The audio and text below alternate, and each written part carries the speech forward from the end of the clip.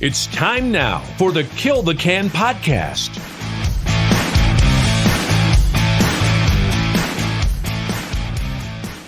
Good evening, ladies and gentlemen, and welcome to the Kill the Can Podcast. My name is Chewie, and I'm coming at you today with with a kind of a very special episode. This is so I'm recording this intro, and after my intro is done here, I'm going to play a recording of a conversation that I had a couple of weeks ago at this point with a fellow quitter who goes by the name of Souliman. Chris is a good buddy of mine that I have known for, I don't know, probably at least a decade or so. We met through Kill the Can. And he's putting together a group or a series of discussions where he talks about addiction, he talks about fear, he talks about kind of, a lot of the topics that we deal with pretty regularly at Kill the Can. And he reached out and he wanted to talk to me, and I was honored to talk to him. And, I think his idea is he's going to talk to, personal trainers and therapists and addiction counselors and those kind of things. And so we sat down and we chatted for almost an hour or so, and it was an awesome discussion. And I actually had this discussion with him prior to launching the Kill the Can podcast. And I even told him at the time that I had thought of him, when I had initially thought about launching the show, and I wanted to have him on the show. And I asked him, and I got his permission. I said, hey, could I have this, get the initial recording of this, and can I put it on the podcast feed? And he was gracious enough to do that. I have not edited this. Candidly, I know kind of at a high level what we talked about, but I have not even gone back and listened to it again. And so I am really excited to not only present this to you, the listening audience, but I'm really excited to go back and listen to it as well, because if you know anything about Chris, or Souliman, as we refer to him as on the forums and on Discord, this guy is a badass quitter through and through, and he's even a better human being. And I'm proud to call him a friend. I'm proud to call him a fellow quitter. And I hope that my reverence for him comes through in our discussion, because he's just an awesome human being. And I was so honored to sit down and talk to him as part of this project that he's putting together. And so I will definitely kind of, as more becomes available for his project, I will definitely bring you updates here, either on the podcast or on the main site. But like I said, I just wanted to come to you with a little brief intro for this discussion. And so now, without further ado, here is a discussion between Souliman and Chewie. We are now live. Greg, it is wonderful finally to sit down and talk to you. I know our schedules were both busy.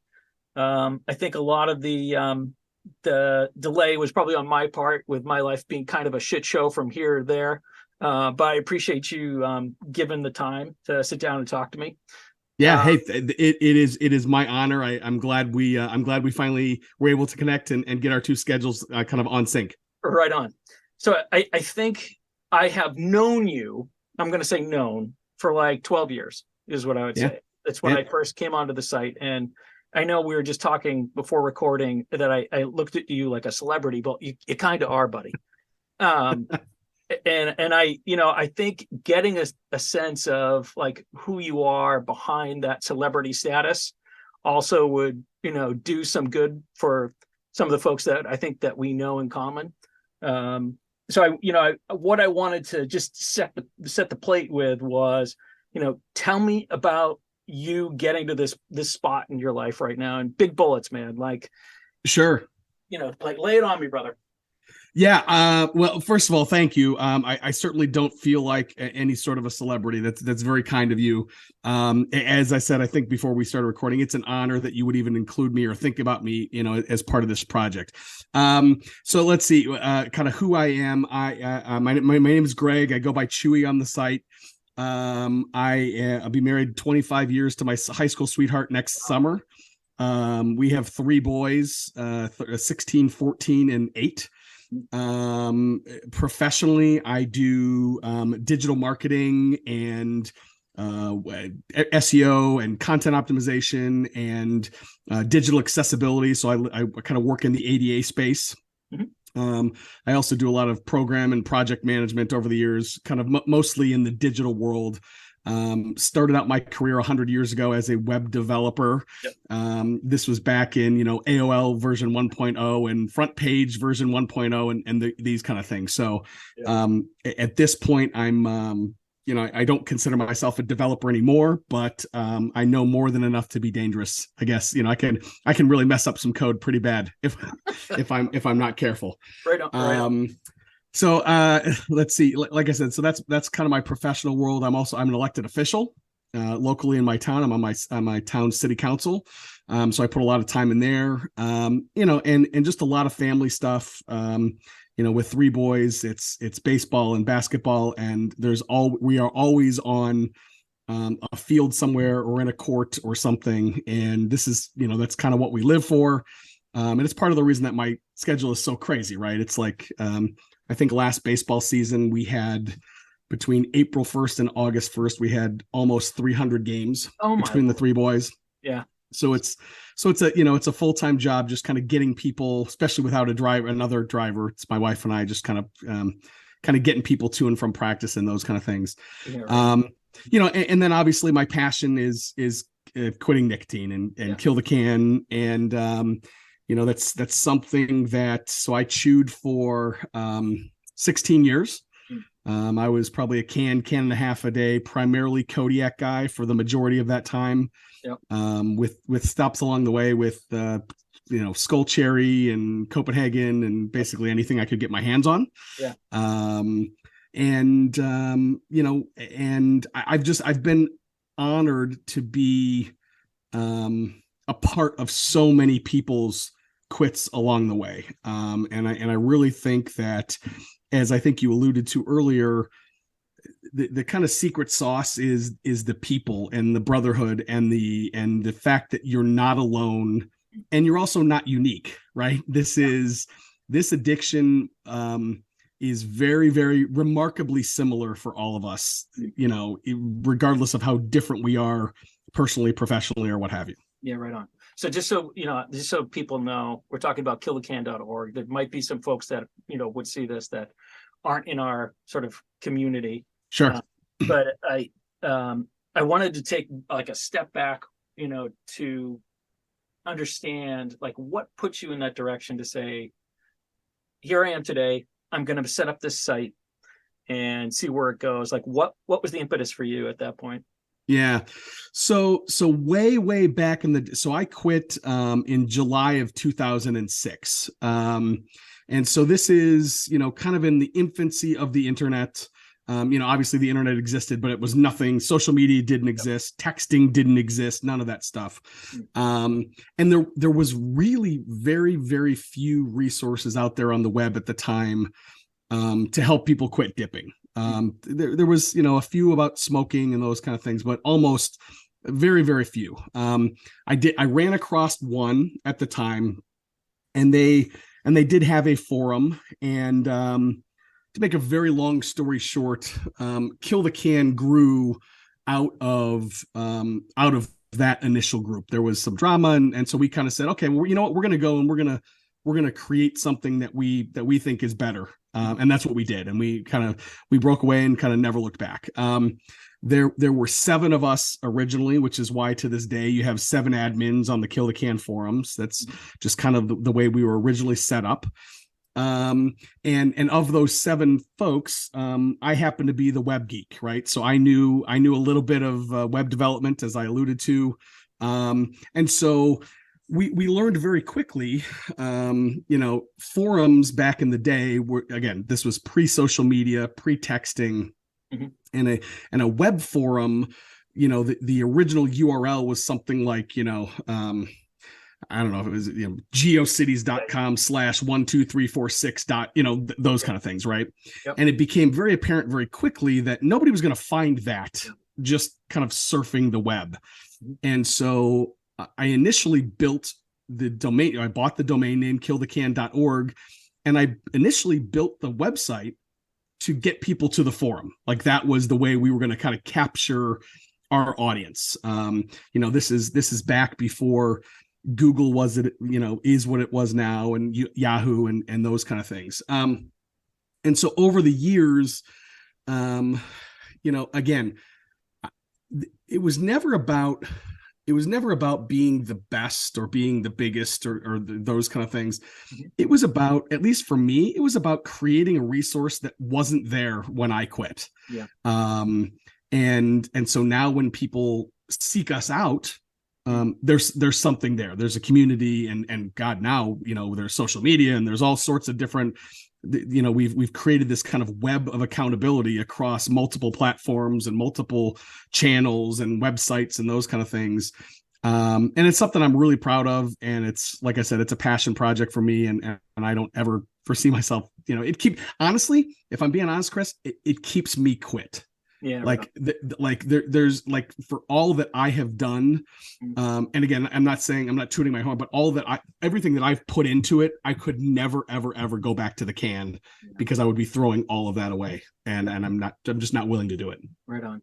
So when you split off with the Magnificent Seven, I'll call them, were there sort of these ideals that you folks felt sort of needed to be the guardrails or the mantra of this new site, new direction? Yeah, it was, it's ironic, especially with kind of everything going on in the world today. It was really an anti-censorship, just kind of, we're here to do a job, right? And the job is to quit nicotine by any means necessary. That was kind of the original. I don't know that we ever articulated it, but that was kind of the original thing. It's like, this is the number one job, and everything else to that is kind of ancillary, right?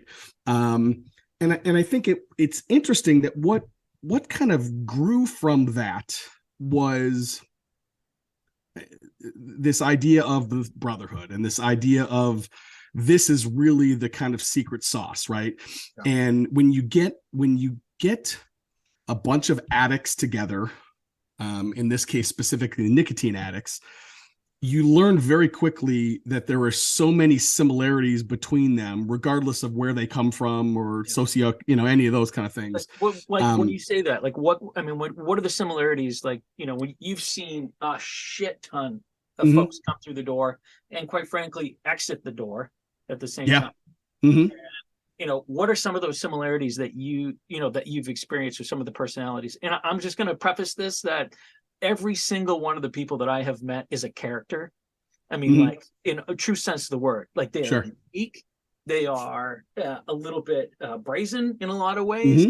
And, no bullshit. They are themselves. And I feel like that authenticity really is impressive. But with that sort of diversity, what have you seen that sort of makes up these characteristics of similarities that you see? Yeah, I think, and I guess I'll start with the similarities or the characteristics of somebody that I would consider a successful quitter, right? A long term. It's, even though there is a character there for most of us, right? And there is a little bit of brazen. There's also a lot of humility, and initially there's a lot of fear, right? It's like, oh my God, I think what tends to happen is we all we get to this point where we've made a decision, right, that we're going to quit. And when you get there, that's when the fear kind of kicks in a little bit, right? It's like, oh my God, I'm being controlled by this thing in my back pocket. And I don't know if I'm going to be able to do it.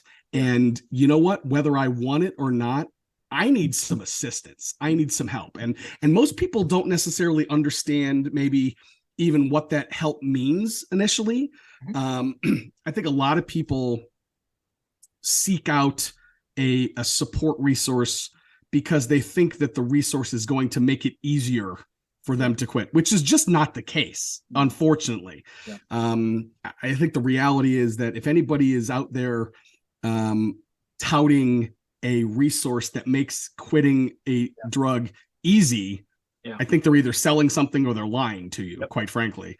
But what it does, and again, we talk so much about accountability, and that's really what it boils down to at the end of the day is that fear, which leads then to a realization of, oh, I can't do this on my own, because if I did, I would have so many years ago. Yeah. And what does that translate to? And for us, it translates into accountability. Yep. Yep. And there, it's an interesting, it's almost two components to that. One is that framework of folks that sort of enforce the accountability. I think in a lot of ways, you don't want to let anybody down. You don't want to, you don't have to lie about, being quit or not being quit. At the same time, the only person who can control any of this is actually, the little guy in your head who's telling you, can I do this? Can I not do this? So I've always found it fascinating in the forums specifically, hearing how people talk about, what the framework of these people who they're interacting with means to them. But at the same time, they're not seeing the true power that they actually made a decision inside their little head, to say, fuck yeah, I'm putting my foot down and I can control this. So totally, I that resonates for me, at least, that sense of accountability that you guys set up with this.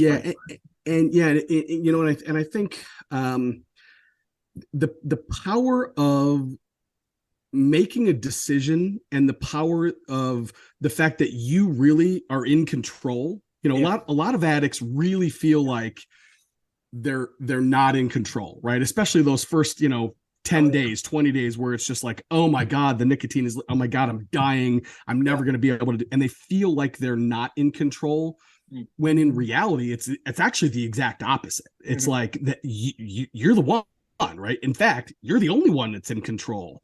And so I often say quitting is not easy by any stretch, but it really is really simple. I mean, it's you make a decision and you stay quit today, and then you repeat that tomorrow. And I don't say that to be flippant or dismissive, but it really is that simple. Yeah.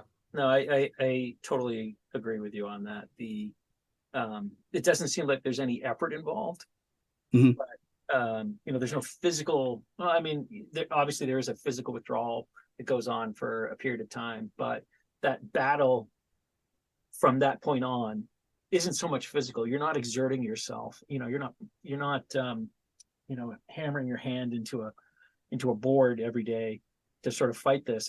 It's decision making inside your head, and really wrapping control around the words that you're putting in front of yourself to say, am I strong enough to do this? Am I, am I making the right decision? Those types of questions, and being able to answer them in the right way, at least this is my perspective, and everybody probably has a different approach. I got way, just for when I dove into this, man, I wanted to change the words in my head. And I always sort of depicted it as this sort of anti-soul, sort of my moniker, Souliman, sort of this anti-Souliman and this real Souliman, and trying to separate the two, right? And I would visualize the anti-Souliman literally just getting mowed down by a friggin' Mack truck, dude. Just like, and he doesn't get run over. He gets pinned up against the grill, and he's just like flying out of town. And I'm like, fuck you, see you later, buddy.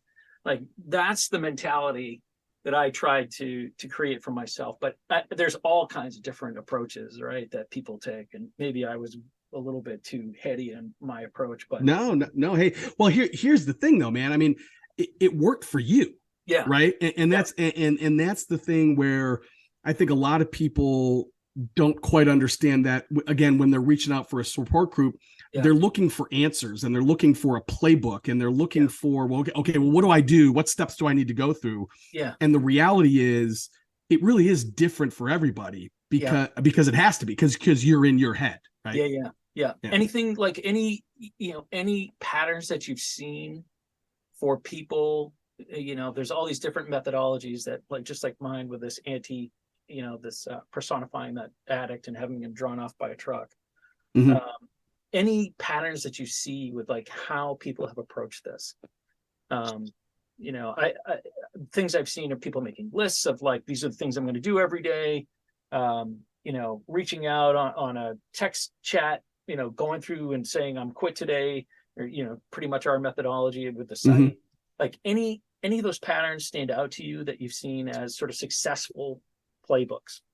I think this concept of not quitting forever, it's this concept of one day at a time, right? Which is certainly nothing that's unique to KillTheCan.org. I mean, that is, goes through several addiction resources, whether it's AA or what have you.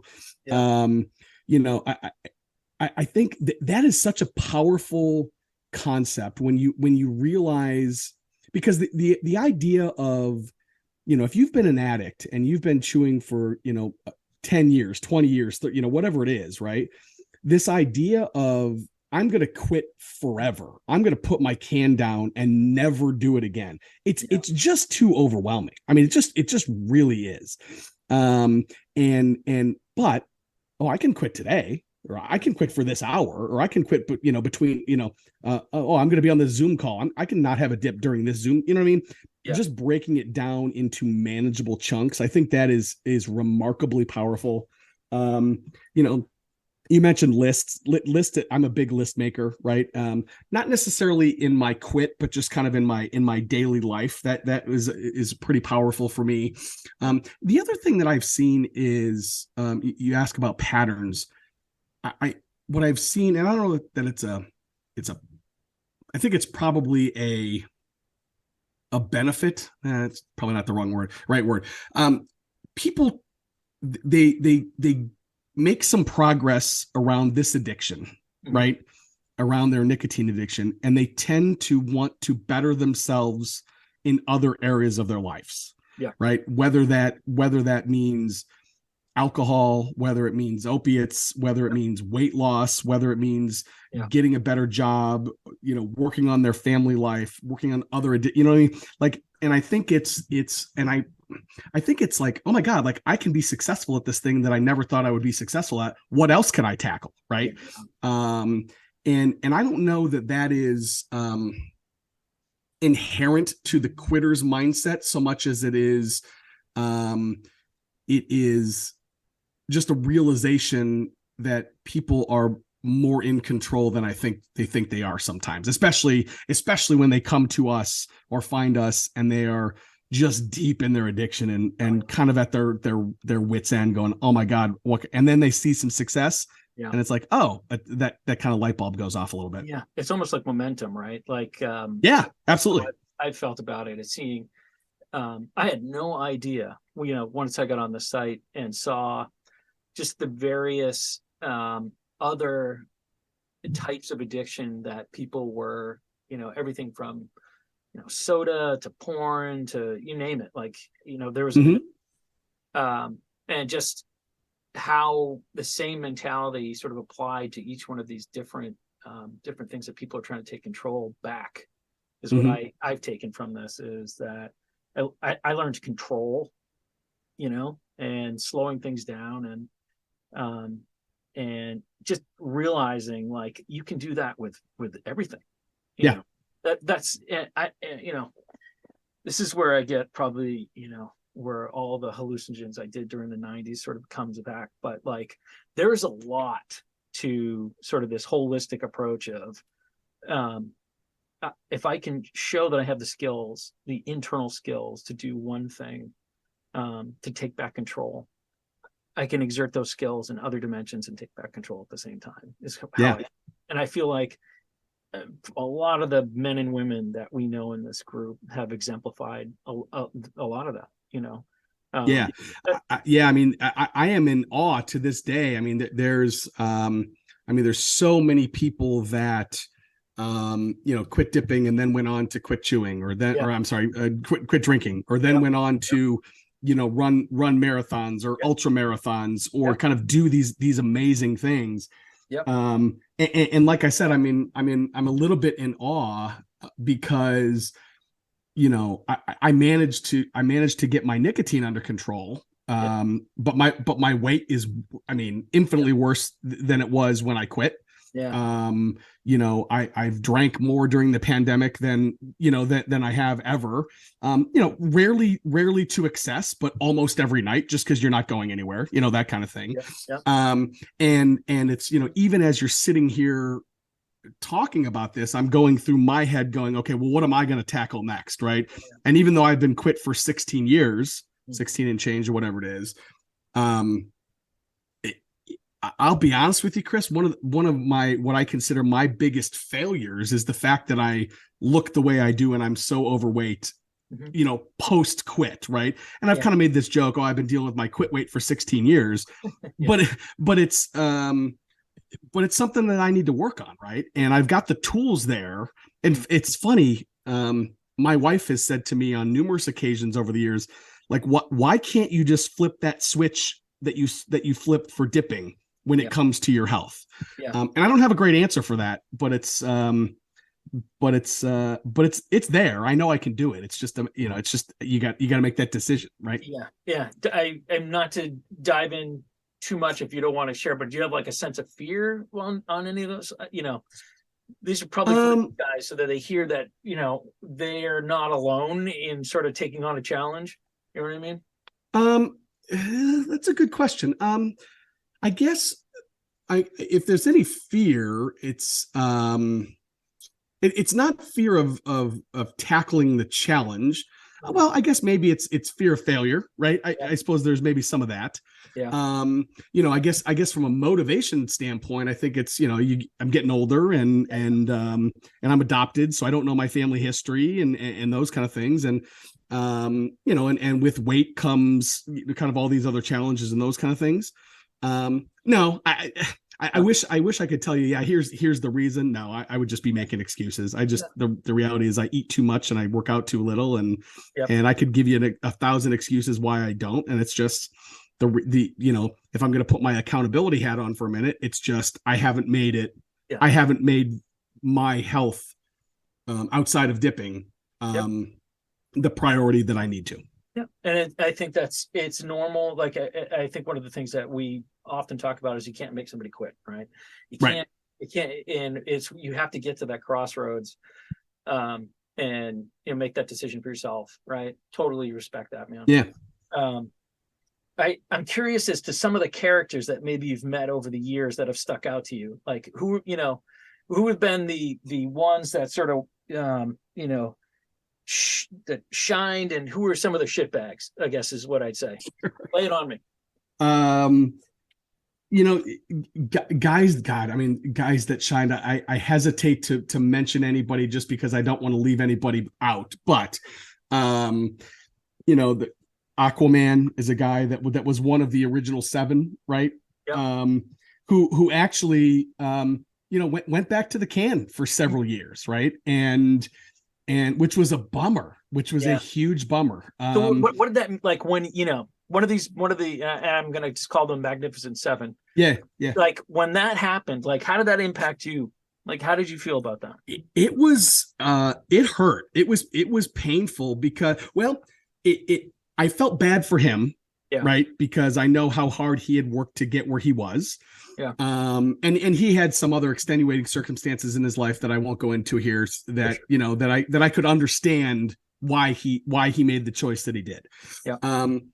But it was scary. It was scary for me because at that point in my quit, I was kind of on cruise control, and it was a really stark reminder of, I'm not done. This journey isn't over. Like, I'm not at the end game, right?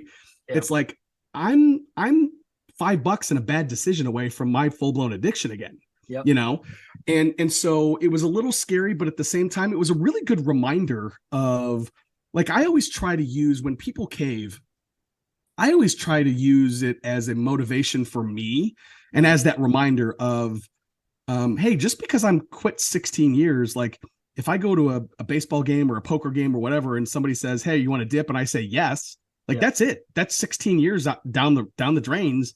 And I get to start back from day one. Yeah. If I even make it back to day one. Right. So it was a good, it was kind of a bittersweet thing, because at the same time I felt terrible for him, but it was a good motivator for me. I'm thrilled to say that he's back up over 600 days now, and he's back involved, and I couldn't be happier for that. When did that happen in your quit? I'm just curious. How far along were you? Do you remember?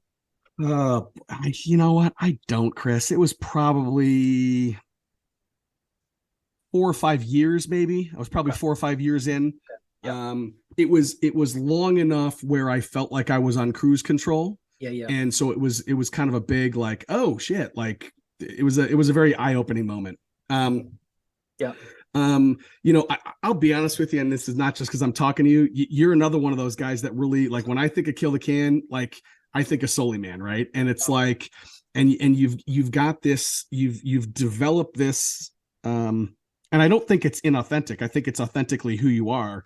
You've got the you know, Souliman is watching, right? He's here. He's, you know, he's always, and that's what a lot of people need, right? It's like they need a big brother. They need somebody there that's not gonna blow smoke up their ass. Yeah. When you fuck up, you're going to tell them they fuck up, and you're going to put the fear of God in somebody. I got a funny story to share with you that I don't know that I've ever told you. So do you remember you recorded a video, and I think it was in black and white, and you were using your Kill the Can knife, and you were like picking your fingers with it, right? Do you remember that video? Yes, I do. So when I started the Kill the Can TikTok account, which is a couple years ago at this point, that was the first video that I was going to upload on. In fact, I did. I used that video, and TikTok took it down because it went against their content moderation policies. And I always say it was because you were such a badass, and they were like, you scared TikTok into not allowing the very first Kill the Can video on TikTok. So I don't know if I ever told you that before. No, you did not. I appreciate that. I mean, for me, I think we've touched upon a bunch of the things that I have taken from my journey here. Like, and it's been a fucking journey, man. Like, I'm not like, you know, there's so many things that resonate that you've said. Like, anybody can do it, but it's not easy, right? Mm-hmm. You know, there's a lot that goes into that. Those two phrases, you can pull out so many things as to, at least I've learned, being part of this group and part of this journey. And, you know, what I have always boiled it down to is just how powerful every one of us is. And I will not let that go. And, you know, whether it be, you know, beating the shit out of somebody in the forums for, you know, romanticizing, you know, using, or, you know, somebody getting down and needing to hear that, you know, the strength that you and I have on a day-to-day basis is in them as well. Right. I will not concede that every one of us doesn't have that power, doesn't have that ability to make change and overcome. I won't accept it. And you know, the Lord loves to deal a shitty hand, is what I say, right? Yeah. So, you know, you got to roll with it, but know that, you know, you're going to play the hand, and you're going to be fine in the end, is what I always I put out there. Yeah, you know, you mentioned earlier, like, kind of patterns or kind of types of people that I run across, and you just made me think of something. It's the person that thinks that their addiction is worse than other people's. Right. I see it often. Yeah. And I'm glad to say that most of the time, more often than not, we're able to convince them pretty quickly that there's nothing unique about their addiction, right? Yeah. You know, so do you feel like this mentality happens super early? Like, I mean, today you're almost like a sage, with respect to nicotine. right. But I mean, like, that first 100 days, the first 100 days, I totally, I meant to bring this up to get your perspective on why 100 days. But that first 100 days, I think the mentality, sort of the woe is me, is one of the things that I think really sets in on some people, that their addiction is deeper and darker than anybody else. Yeah. And the other thing I think is that that community aspect has a different meaning during that period than it does today, I think, for you and I. Absolutely. And Absolutely. So I was just curious, like, when you look at those things, what do you think about those things? First, 100 days, and then, how you look at the sort of the difference between community during those 100 days versus, where you and I are today. Sure. Yeah. So 100 days, why is the Hall of Fame 100 days? Why do you focus on that? Really, it's just because it's a nice round number. And it's attainable, right? It's like, okay, that's 3 months away. Yep. It's not as big as a year. It's something that, you can break down into, okay, I got 10 chunks of 10 days, I can do that. Right. Yeah. I think the reality is, nobody's cured after 100 days. And in fact, a lot of people have some of their worst days of their quit, after 100 days. Yeah. But again, it's a nice round number to shoot for. I think you really hit the nail on the head. The first 100 days is really where you build those bonds of the other people in your quit group. And we put people into quit groups based on when they quit, because they're going through the same things at relatively the same time in their quit, right? So if you and I are in the same quit group, you might be on day 10 and I'm on day 6. And I can look to you, oh shit, like Chris had a really bad day. Yeah. Well, what do I have to look forward to on day 10? Right. And again, the reason that we do that is because, like, if I go into a new group today, with 5,000 days quit or whatever it is, they're going to look at me and go, that guy doesn't have he has no idea what I'm going through. He forgets what it means to be quit on day 4 or this, that, and the other thing, versus if he's got somebody from day 60 talking to him that just went through it. Yeah. It's a little bit more relatable. As for the difference between, and I guess, I'll call it's kind of the difference between community and brotherhood, right? It's like, I'm probably still close. Well, I wouldn't even say that. I was gonna say I'm still closest to the guys in my original quit group. But that's actually not the case now that I think about it. And I think the reality is that once you get some legs under your quit, you start to look at things a little bit different, and you start to gravitate to other members of the community that you have some more things in common with, that are willing to reach out, right? Are willing to talk. I tell people all the time, the forums are great and this, but get on the phone, go to a quit meet, like actually meet somebody. That was probably, and this is going to sound maybe a little bit out there, but that was one of the biggest things that I missed during the pandemic, is the fact that we couldn't get together. Yeah. We missed the Pennsylvania meet, which is like a huge annual meet that we do every year. And that one hurt, the fact that we couldn't get together and we couldn't see one another. But yeah, that brotherhood that grows throughout your quit, and it only becomes stronger as you interact with people, whether it's online or in person or what have you.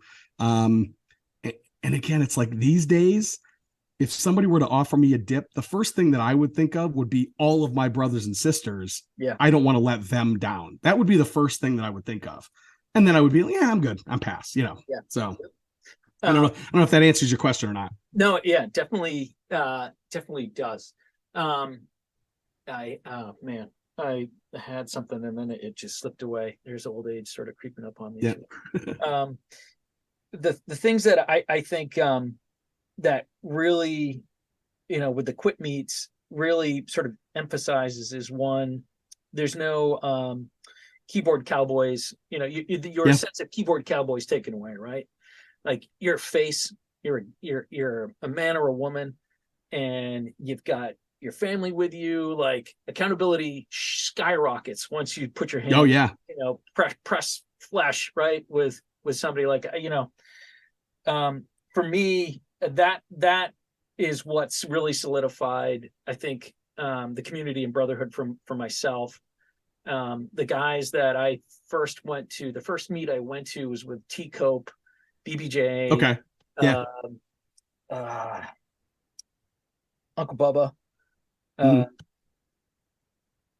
Balls Deep, I think was his name. Okay, it was a Connecticut meet. yeah, But here I am. I was quiet. A bunch of strange men I've met on the internet. Sounds like a joke, but I mean that was reality.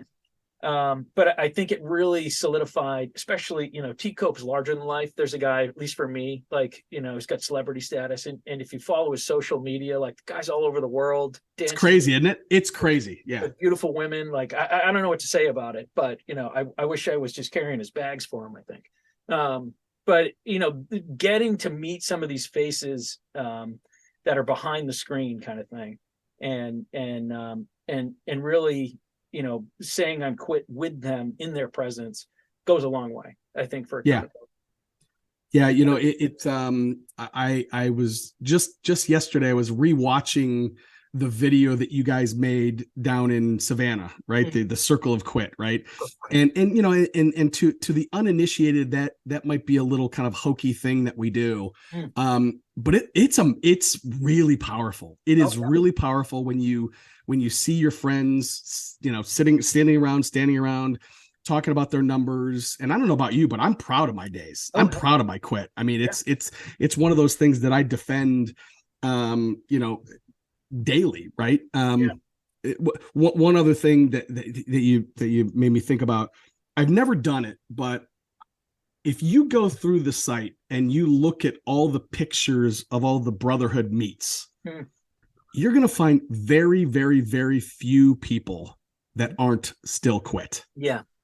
I mean, there might be a handful, but it's not many. And I think that, and I'm not suggesting that there's a, if you meet somebody, you're automatically going to have an easy quit, but the correlation of meeting people and staying quit is super high. I mean, it's got to be through the roof.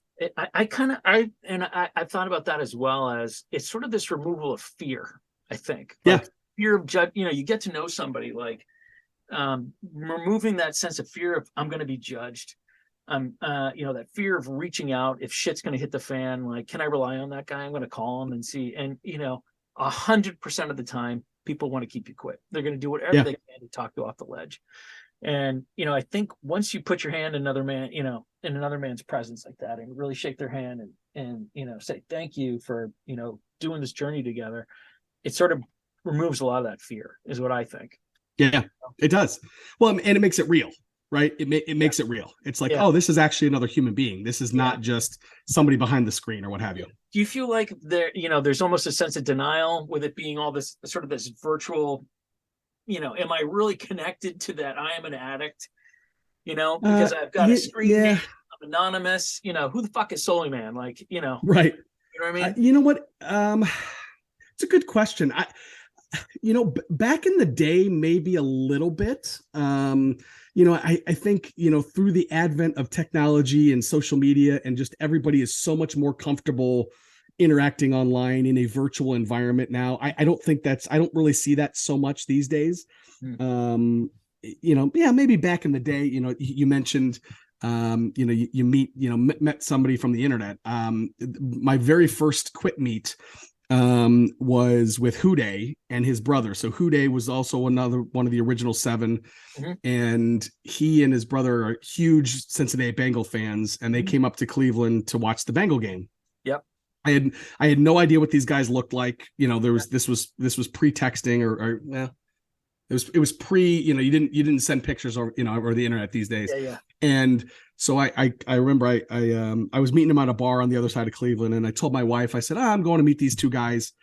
And she goes, what? I go, yeah, I met these, she goes, wait, so you're going across town to meet two dudes that you've never met before, that you don't know what they look like. I go, yeah, that's exactly, and again, now it seems perfectly reasonable, but back then it was really foreign. And in fact, so both of these guys are probably 6'6", and Huday's, I don't know, at the time he was probably 270, 280, and they didn't know what I looked like either. Yeah. And so I walked through the bar, and they were wearing their Bengal jerseys. I walked literally right past them, and went into the bathroom. I was like, okay, I'm actually going to do this. I'm going to meet them, and then turn around and come back. But they had no idea who I was either. So, but again, quick meets they make all the difference. They make it real. Yeah, I to anybody who has not been to one who does see this, I think that's probably the best advice that at least I would add to this is go meet some people that are just like you know what I mean? Yeah.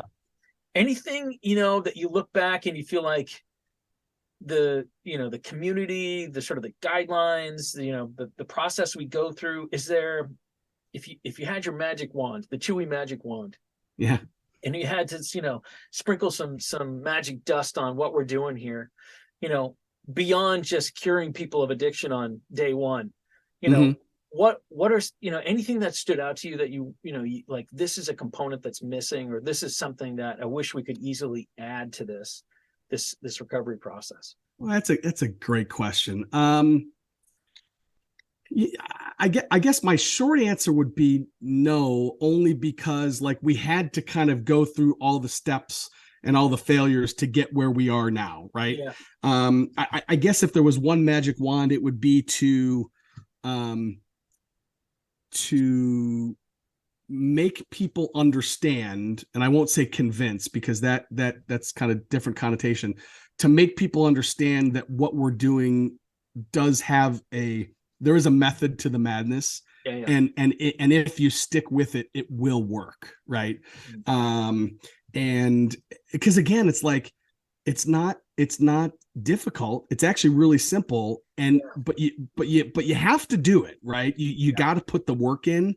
Yeah. And, it's really easy to rationalize going back to the can.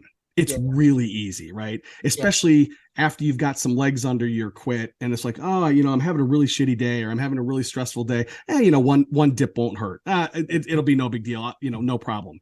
Or then, well, you know what? My addiction really wasn't that bad. You know what? Actually, no, it really wasn't as bad as I thought it was. I really wasn't spending, all this money. It's really easy, even after all these years, right? It's like, I can have a dip, no big deal. Yeah, I'm 16 years in, no problem. I could have one dip, no big deal. Yeah, maybe I could. I'm not willing to take the chance, though, right? And that's just that. That's your addiction talking to you and trying to get you back in, even after all those years. Yeah, right on. And I think there's something there that, as much as we all sort of are on the same ship here, that inside our heads, how we're wired and how we sort of talk to ourselves about the things we're going through as addiction is on top of that. I think there's some variance there that, that you can't really set somebody's expectations until they actually go through the fucking grinder. You know what I mean? Right. Right. I can tell you up and down, what my, day 10 or my day 200 was, but your experience is going to be such a different, unique experience in each one of these moments that at least I feel like I can't set somebody's expectations when they, when they're saying, I'm going to set out to quit, Yeah, no, for sure. And I guess the only other thing that I would add to this is, I've and I get into this argument sometimes on social media or what have you, that, people say stuff like, well, why do you think everybody should quit? And my response to that is, well, no, I'm not saying everybody should quit. I understand that this is, and that's part of the reason, we don't advertise, we don't seek quitters out, right? We're there when somebody wants to quit. Yeah. And I'm saying that, if you've made that decision and you want to quit, then I think this is the best way to do it. And total nicotine cessation is the way to go. That's not to say, like, I understand that there are these unicorns out there that can have one dip every, month or whatever. And it's not a problem for them. Yep. That's not for me. That's just not who I am. Yeah. And so, I've never been one of these, like, everybody has to quit and nicotine is the worst and blah, blah, blah. Again, for me, it is. And for thousands of us, it is. Yeah. But that doesn't mean that's not everybody, I guess, is, and it's a small distinction maybe, but it's a really important one though. Yeah. I'm totally with you. I won't sort of call out names of my quick group, but like, I think, there's individuals in my group where nicotine, really wasn't the main focus after they realized that they were quit. It was easy to quit nicotine, but might have been more difficult to quit alcohol. You know what I mean? Yeah. And I think, if you talk to him, I think he would say he's quote unquote on autopilot with nicotine. Right. And knew he had to quit, but alcohol was a different bird for him. Right. And much more of a can't have one, Mm-hmm. It's not. Yeah. I relate to this. It's not that I want to have just one. I want to have all. Is the right. Right. That's who I am on that side of the of the road. But I don't think that and I agree with you. Like, I don't think we're seeking people out. I don't think we're a cult at all. No. Looking to indoctrinate, young folks into giving up anything. People have to want it, I guess. Is I think you really said it well, that we're a resource for people when they realize they want it. Right. And I think that, and I guess I'll leave you with this. So we went years and years ago, we went to a conference for, anti-smokeless tobacco conference. And, and all of the attendees there and all of the, the booths were all, there was a lot of NRT there, a lot of, selling products and this, that, and the other thing. And we were just kind of there to kind of do our thing and kind of spread our message. And I remember there was a doctor that came up to me and he said, "Oh, you're the Kill the Can guys." I said, "Yeah," and he said, and he was kind of looking down his nose at us a little bit. And then I started asking him, I go, "Oh, well, how long did you use? How long did you smoke, or how long?" "Oh, I never did."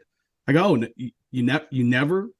No. So no, he had never chewed. He had never smoked. He had, but yet he's doling out this information on how to quit. Yeah. Yeah. And it became very apparent to me, like, and again, I think that's kind of what sets us apart. We're not selling anything. We're not like, there's no, like, our agenda is literally there to be a support group for people that have already decided that they want to quit. Right.